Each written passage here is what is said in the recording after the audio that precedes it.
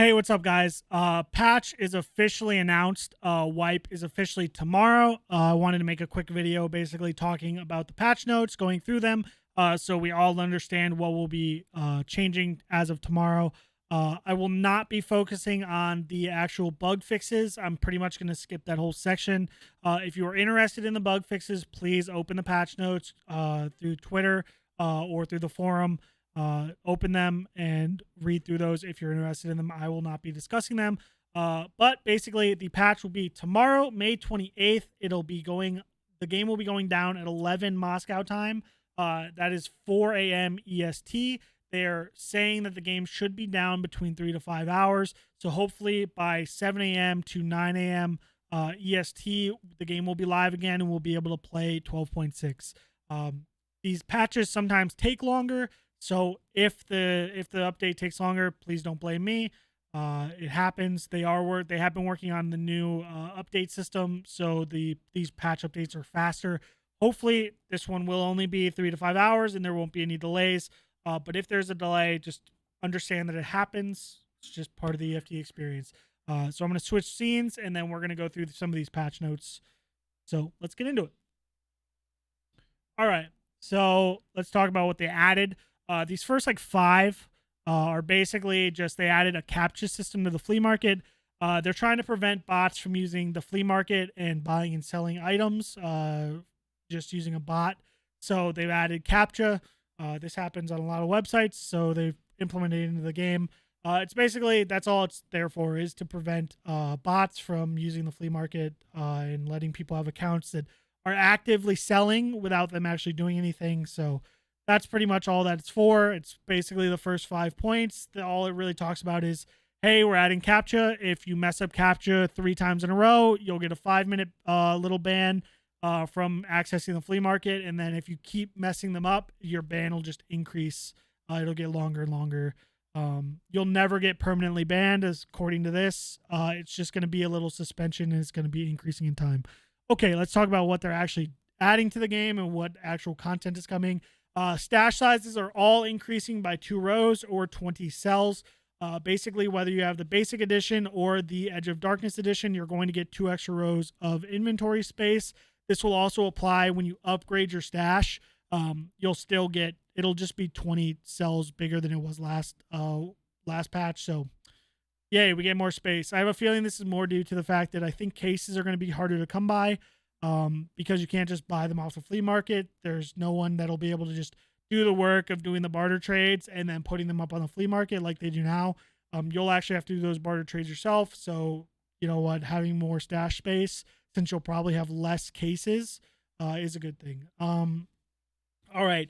Improve the display of objects via thermal imaging. Through the thermal imagers now, as in real life, it is impossible to spot through the glass. I hope this is a 2-part fix. Things like the FLIR, I don't feel like the imaging is actually very clear. I feel like everything's just kind of mully and gray, and nothing's really distinct. I'm hoping the imaging is a little bit better. And they're also making it so that if you look at a window, if you use a thermal imager in real life, if you see the window, it basically shows up as just a wall. You can't actually see a thermal image through it. It's just how the system works. That's going to actually be part of this game now. So like if you're looking into dorms or something like that through the windows, if somebody's behind one of those windows, you won't be able to see them with the thermal anymore. That's a good thing. It's how the system actually works in real life, so they want it like that in the game. They're adding the ability to lean while prone. Nikita mentioned this before 12.5. Even when live, they showed us some animations of the new prone and lean that they wanted to add to the game. They didn't say when it was coming. He didn't even tease that it was coming in 12.6 during any of the podcasts. So that's actually a pretty pleasant little change. We're going to get leaning. We're going to get actual leaning while prone, which is pretty exciting. It's going to give you new ways to peek. It's just going to make things more fun.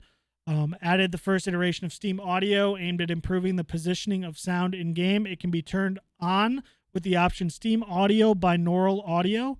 In the game settings, this option is disabled by default. My take on this is basically they're adding Steam. They want to give you the option to use it because it's going to be the main audio system later on. But because it's probably the first implementation, they want to be able to have it be turned on and off because a lot of people might use it. Nikita specifically said the game is going to sound completely different than it does right now. So there's going to be a lot of people that might turn it on and really, really not like it, find it really, really buggy. So for now, you're going to be able to disable it. I am very much certain that as we go on and that the Steam becomes more fluid and better, and they add more iterations to it, we're just going to be stuck with Steam Audio. You're not going to be able to go back to the old system. So that's probably why it's able to be turned on and off now, but expect it eventually you'll just be on Steam Audio. Now you can't sell items that were not found in raid on the flea market. This rule will not apply to weapons. Basically, if you didn't find it in raid, you can't sell it on the flea market. They made an exception for, I guess, your weapons. If I bring a gun, and I don't know if it's just the base gun or all attachments on the gun. We'll have to wait for tomorrow to find out. But I have a feeling that was really just to make it so weapons are more in circulation in the game, and so that people complained less about the fact that if you kill a PMC, there's basically nothing on him that you can take and sell on the flea market and make a bunch of money. I have a feeling it was more a compromise than like trying to keep weapons in the game, because you can buy pretty much any weapon from a trader. So I think it was just to make people a little bit happier and a little less angry about the found in raid flea system. So you can sell weapons. Woohoo! When combining stacks of items found in raid with items not found in raid, all items will receive not found in raid status. There was a bug that somebody basically introduced a couple weeks ago. If you took 60 found in raid ammo, you split it into 60 stacks, and you took non-found in raid ammo and you threw it on top, it would keep the found in raid tag. They basically said, well, that can't go. So they made it so if you stack found in raid and non-found in raid ammo, it removes the found in raid tag. It's that simple. Don't try to cheat the system, guys. They're just going to make sure that you can't. All right. Items that were placed in secure containers get the status found in raid only when you exfil the location with the status survived. Ran through is not counted. When you exit with the status run through or death, all items in your inventory that you brought out lose the found in raid status. These are basically saying the same thing. Your secure container isn't as secure anymore.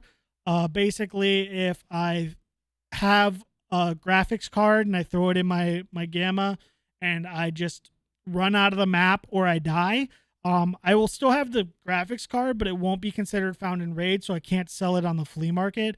I think this is going to actually affect bad players in a way they don't expect, because like people that are just trying to do quests. So there's quite a few quests that you have found in raid items. Those found in raid items, when I find them, I always put them in my container because I want to make sure that I have them.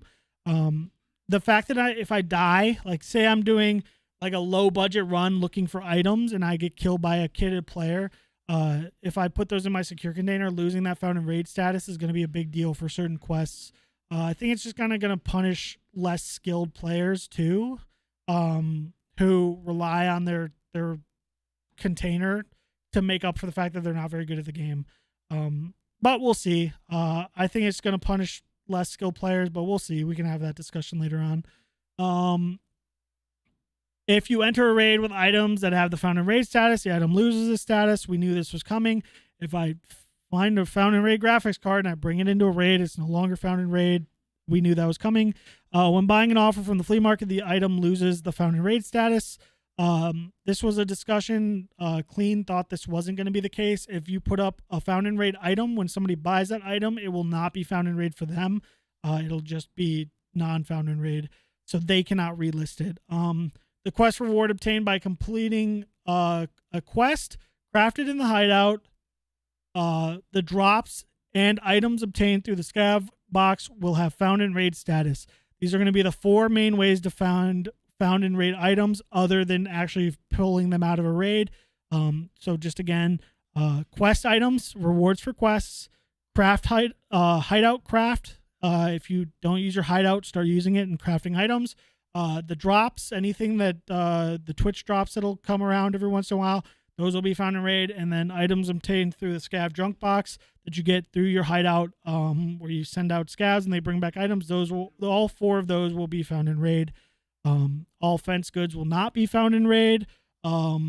This was pretty much expected since none of the traders will be found in raid items. I pretty much expected Fence to be the same way. A large number of UI layout edits and UI bugs. We'll see tomorrow how the UI changes. Resource of items, fuel, medicine, etc. is now displayed in the flea market interface. I have a feeling they're going to be splitting up items into more tiers and more like actual segments so you can find them easier.